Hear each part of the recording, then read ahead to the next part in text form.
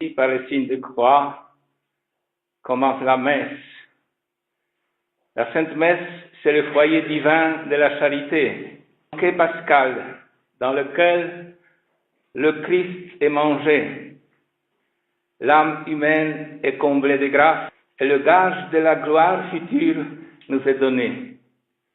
Aussi l'Église se soucie-t-elle d'obtenir que les fidèles ce mystère de la foi comme des spectateurs étrangers et muets, mais que le comprenant bien et ses prières, ils participent consciemment, pieusement et activement à l'action sacrée, soient formés à la parole de Dieu, se restaurent à la table du corps du Seigneur, rendent grâce à Dieu, estiment sans tâche l'agneau de Dieu immolé, non seulement par les mains du prêtre, mais aussi ensemble avec lui, eux-mêmes, et de jour en jour soient consommés par la médiation du Christ Jésus dans l'unité avec Dieu, pour que finalement Dieu soit tout en tous.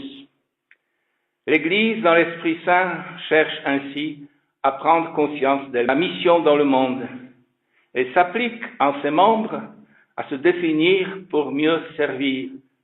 L'Église, corps par l'Eucharistie, tout comme elle est par cette Eucharistie, de grandir de jour en jour. Mon dernier SMS, c'était « Allons ovationner Jésus-Christ, vrai homme 100% et vrai Dieu 100%. » Oui, la fonction c'est ça, Jésus notre Seigneur. Et en particulier vont le faire trois enfants, en accueillant Jésus, en lui adhérant de leur plein gré à catéchisme, ils pourront maintenant commencer leur vie intime, très profonde avec notre Seigneur Jésus.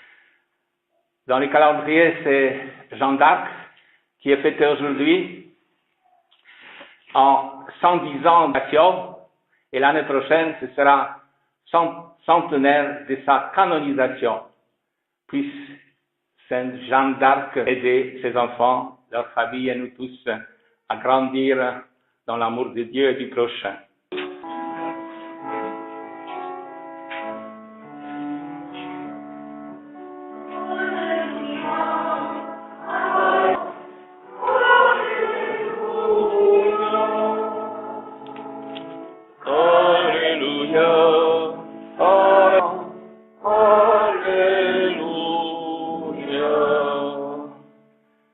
De toutes les nations, faites des disciples, dit, je suis avec vous tous les jours, jusqu'à la fin du monde. Alléluia, Alléluia, Alléluia, Alléluia, Alléluia, Alléluia. Le Seigneur soit avec vous.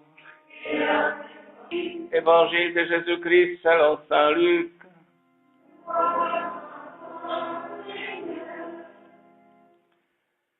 Jésus ressuscité, apparaissant à ses disciples, leur dit, il est écrit que le Christ, qu'il ressusciterait d'entre les morts le troisième jour, et que la conversion serait proclamée en son nom, péché à toutes les nations, en commençant par Jérusalem.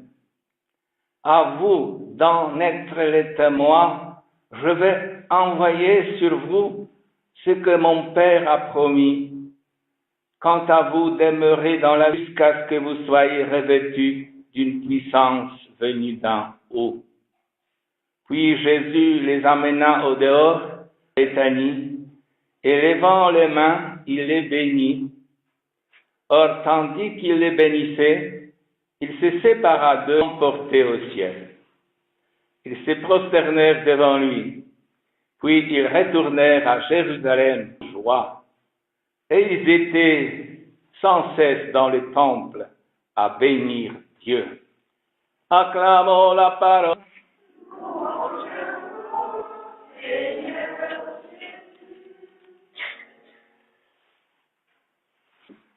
Chers enfants, Enzo, Louise, chers parents, catéchistes, amis de ces enfants, en me préparant à vous dire à l'occasion de l'Ascension et de cette première communion, j'ai évolué. D'abord, j'ai pensé vous parler des 3 enfants de Fatima, une fille et un garçon.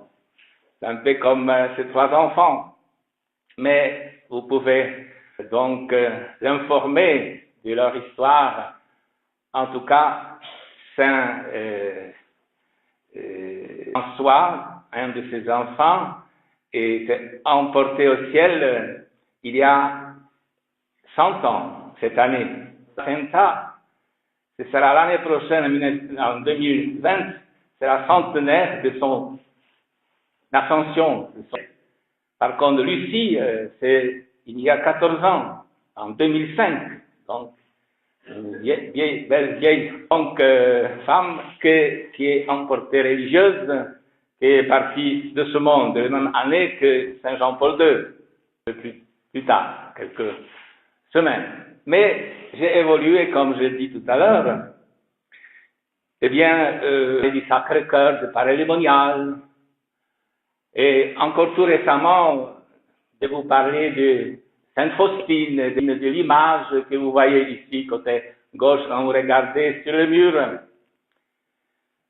Aujourd'hui, j'étais rattrapé par Marc, comme j'ai dit au début, parce que c'est aujourd'hui sa journée, 30 mai, chaque année. Personnellement, je suis à la veille de mon ordination sacerdotale à Poznań. Donc l'année dernière, j'ai fêté 40 ans. Et demain, ce sera donc cet anniversaire. En entrant, je pensais à mon séminaire entre les années 1972-1978, le séminaire, donc 6 ans d'enseignement et de progrès dans la spiritualité. Donc, j'ai trouvé qu'à cette communion, l'Eucharistie, qui n'est pas un don extérieur du Christ Jésus, mais est une des manières de se donner lui-même. Jésus se donne lui-même dans l'Eucharistie, et cela d'une façon la plus intime terrestre. C'est mon expérience, c'est l'expérience de beaucoup qui ont fait leur communion, leur confirmation, confessent régulièrement et qui accueillent Jésus dans la communion. C'est l'expérience. Et dans les mêmes années, 1912 et 1978, avaient lieu des événements avec une femme dont je voulais approcher. Il s'agit d'une Madeleine, une femme comme tout le monde, une Française moyenne, mère sans instruction autre que CAP de couturière, n'ayant pas quitté son hameau normand, plutôt en nom depuis sa naissance en 1924. La maison est devenue trop petite pour 8 personnes, 5 enfants, et âge. On déménage donc à 4 kilomètres à une bourgade d'Ozulé en 1968, 4 ans. Cela permet l'accès à l'école, aux fournisseurs et surtout à l'église à l'autre bout de la bourgade de 1300. Ouvrons les cahiers d'écoliers où Madeleine a consigné son journal. Si par hasard quelqu'un lisait ces pages, que ma vie est toute simple et bien banale, je suis la plus ordinaire des créatures. Nous lisons, avec regret, 4 années sans faire mes Pâques, alors qu'auparavant je ne manquais jamais de le. Le soir, j'examinais le ciel étoilé. Je me disais, pourtant tout ceci n'a pu se faire tout seul, pas plus terre et tout ce qui y vit. Et j'invoquais le Seigneur très souvent de m'éclairer, car sans aucun déchet. Et je pensais que cela devait être beau d'avoir une grande croyance en Dieu. Autrement, à quoi bon vivre? Tout devait finir après la mort. Après une bonne confession et ces 4 années sans sacrement, le jour de Pâques, j'étais heureux d'avoir communié. D'ailleurs, je communierai encore un dimanche et j'attendrai la Pentecôte. Mais voici que le dimanche après Pâques, en revenant de la communion, avant même d'avoir eu le temps d'arriver à ma chaise, quelque chose se produisit en moi, quelque chose que je ne m'expliquais pas. Il me semblait que mon être était différent, senti comme une défaillance que de ma vie je n'avais jamais ressentie. J'étais comme ivre, mais ivre de joie, de bonheur, quelque chose de merveilleux, inexplicable. Il me semblait que je venais de découvrir un autre monde. Une douceur me possédait. Cela durait jusqu'à ce que je rentre chez moi. Un petit quart d'heure pour traverser le bourg, je suis redevenu comme avant.